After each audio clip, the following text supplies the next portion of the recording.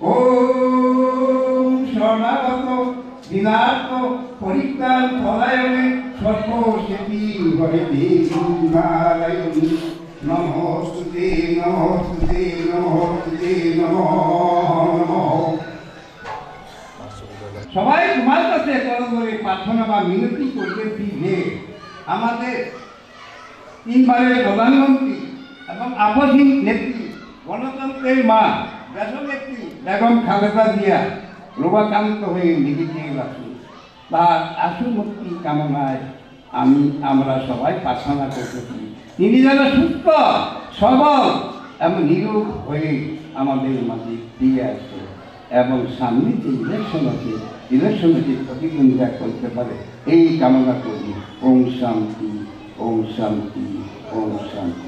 তার রোগ মুক্তি ফেরার জন্য আমি মার কাছে বিশেষভাবে অনুরোধ করছি, সবাই যেন তার রোগ মুক্তির জন্য মন্দিরে সবাই প্রার্থনা করবেন। আমরা এখানে সবাই আশীর্বাদ করি উনি যেন আমাদের মাঝে ফিরে আসুক। সকলেই যে যার অবস্থান থেকে আমাদের নেত্রীর জন্য প্রার্থনা করছেন, যেন উনি যেন আবার সুস্থ হয়ে যেন আমাদের মাঝে আবার ফিরে আসে। মায়ের কাছে আমাদের প্রার্থনা, মা তুমি আমাদের নেত্রীকে আমাদের মাঝে আবার ফিরিয়ে দাও। আমাদের মা, আমাদের মাটি মানুষের মা বেগম খালেদা জিয়া, তিনি আজকে মৃত্যুর সন্ধিক্ষণে এভারকেয়ার হাসপাতালে চিকিৎসারত অবস্থায় আছেন। আসুন আজকে আমরা সবাই মিলে এই নেত্রীর জন্য আমরা প্রার্থনা করি, উনি যেন সুস্থ হয়ে আমাদের মাঝে ফিরে আসেন এবং আগামী নির্বাচনে জাতিকে একটা সুষ্ঠু নির্বাচন দেওয়ার জন্য, কারণ একটা জাতিকে উন্নতির শিখরে প্রধান শর্ত হলো গণতন্ত্র এবং সেই গণতন্ত্রকে রক্ষার জন্য আমাদের একমাত্র হলো নির্বাচন।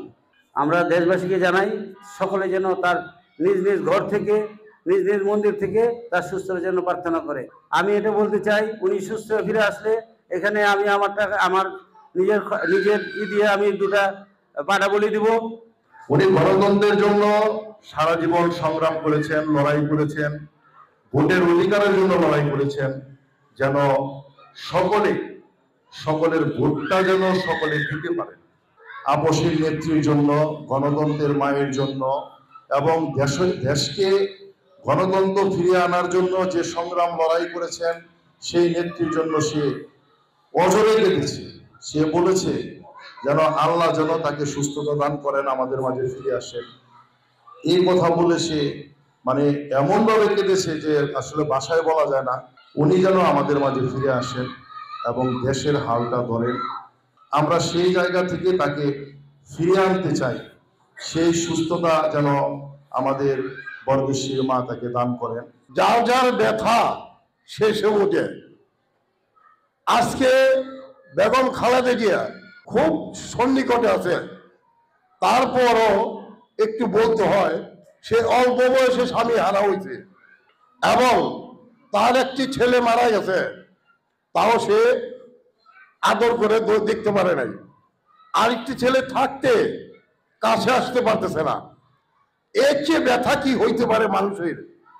এই জন্য বলছে কম সুখে কাতর, অতি বেশি সুখ হইতে পাথর।